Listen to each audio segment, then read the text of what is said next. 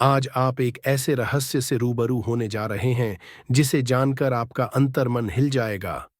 एक ऐसी गुप्त साधना जो हजारों वर्षों तक तांत्रिकों, सिद्ध योगियों और सिद्ध साधकों के बीच सीमित रही, जिसे माया का दर्पण कहा गया और जिसमें छुपा है तीसरे नेत्र को खोलने का सबसे रहस्यमयी रहस्य।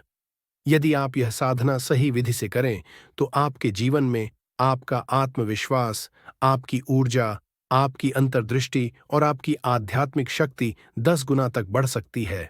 आइए अब हम इस साधना के रहस्यमय द्वार में प्रवेश करें। त्राटक एक प्राचीन ध्यान पद्धति है जिसका अर्थ है एक बिंदु पर अडोल दृष्टि से देखना। त्राटक के 3 प्रकार होते हैं। 1. बाह्य त्राटक, दीपक, चंद्रमा, दर्पण या किसी प्रतीक पर। 2. आंतरिक त्राटक, आज्ञा चक्र या हृदय पर ध्यान केंद्रित करना। 3. गुप्त त्राटक, जो दर्पण त्राटक जैसी साधनाओं में होता है। दर्पण त्राटक इन्हीं का गूढ़ और उन्नत रूप है। यह क्यों प्रभावशाली है? क्योंकि यह साधना न केवल आपकी आंखों को स्थिर करती है, बल्कि आपके आत्म प्रतिबिंब को ही ब्रह्मांड का प्रवेश द्वार बना देती है। दर्पण, जो प्रतीत होता है केवल एक वस्तु, असल में वह आपके चेतन और अवचेतन मन के बीच का पुल है। प्राचीन भी बल्कि वैज्ञानिक दृष्टि से भी ये बहुत चमत्कारी है। जब आप स्थिर रूप से अपनी आंखों को दर्पण में देख रहे होते हैं तो आपका मस्तिष्क अल्फा वेव्स की स्थिति में प्रवेश करता है, जो ध्यान, शांति और जागृति की अवस्था है। यह प्रक्रिया पिनियल ग्लैंड को सक्रिय करती है, जो कि तीसरा नेत्र है। आध्यात्मिक दृष्टि से दर्पण आत्मा को दिखाता है। जब साधक लगातार अपने प्रतिबिंब को देखता है तो एक समय ऐसा आता है जब वह अपनी काया से परे देखने लगता है। यह वही क्षण होता है जब तीसरा नेत्र जागृत होने लगता है। स्थान: शांत अंधेरा कमरा, कोई खिड़की नहीं, न हवा का झोंका, सफेद दीवार और साफ सतह। दर्पण कैसा हो? चेहरा साफ दिखे, इतना बड़ा गोल या आयताकार, बिना धब्बे वाला समय। रात 9 बजे से 3 बजे के बीच या ब्रह्म मुहूर्त सुबह 4 से 6।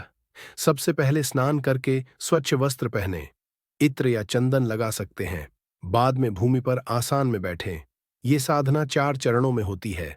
पहला चरण: दर्पण को आंखों की सीध में रखें। कमरे में हल्का दीपक जलाएं ताकि सिर्फ आपका चेहरा दिखे। दूसरा चरण: कमर गर्दन सीधी, आंखें पूरी तरह खुली, बिना पलक झपकाए अपने दोनों नेत्रों को दर्पण में अपनी दोनों आंखों में टिकाएं।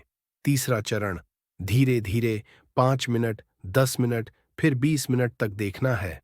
कुछ समय बाद आप देखेंगे चेहरा बदलने लगता है, अलग अलग आकृतियां दिखने लगती हैं, या कोई परछाई, कोई ऊर्जा, कोई अनुभूति। यही है प्रवेश द्वार। वहीं रुकिए, वहीं डटे रहिए। चौथा चरण: जैसे ही भाव तीव्र हो, आंखें बंद करें, ध्यान केंद्रित करें अपने आज्ञा चक्र पर। वहां जो भी दृश्य आए उन्हें देखें, पर प्रतिक्रिया न दें। इस साधना को करते समय आपको अतीत के दृश्य, आत्मा के पिछले जन्म, दिव्य आकृतियां, कभी कभी डरावने चेहरे भी, ये आपके मन के ही प्रतिबिंब हैं। डरे नहीं। यही साधना की परीक्षा है। यदि आप डरकर हट गए तो अवसर हाथ से निकल जाएगा। जब आप लगातार 21 दिन तक यह साधना करते हैं, तीसरे नेत्र में कंपन शुरू होती है। स्वप्न दिव्य हो जाते हैं। वर्तमान से परे देखने की क्षमता बढ़ती है। आत्मा की आवाज सुनाई देने लगती है और अंततः एक दिन आप जो हैं वही देख लेते हैं। स्वरूप दर्शन। यह है साक्षात्कार, आत्मबोध का अनुभव। इस साधना को करते समय कुछ बातों का ध्यान रखना अनिवार्य है। दर्पण त्राटक मजाक नहीं, यह मन के गहरे तह तक जाता है। मानसिक रोगी इसे न करे। कभी भी नशे में या थके हुए मन से न करे। अचानक भावनात्मक प्रतिक्रिया आए तो आंखें बंद करके मंत्र जप करें। ओम तत्सत ओम।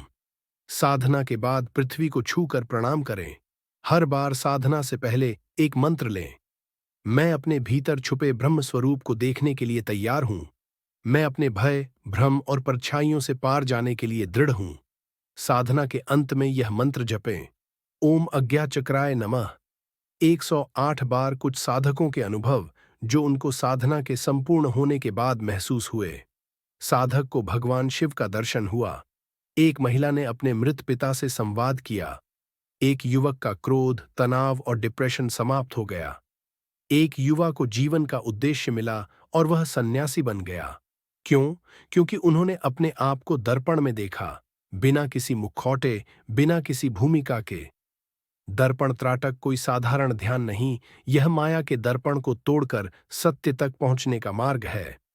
जो साधक निडर हैं, दृढ़ हैं, वे इस साधना से ब्रह्मांड के रहस्यों को खोल सकते हैं।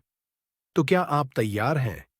अगर आप इस रहस्यमयी साधना को करना चाहते हैं तो नीचे कमेंट करें, मैं तैयार हूं, और इस ज्ञान को उन तक पहुंचाइए जिन्हें आत्मबोध की सबसे अधिक जरूरत है। जय शिव शक्ति, जय आत्मज्ञान, हर हर महादेव।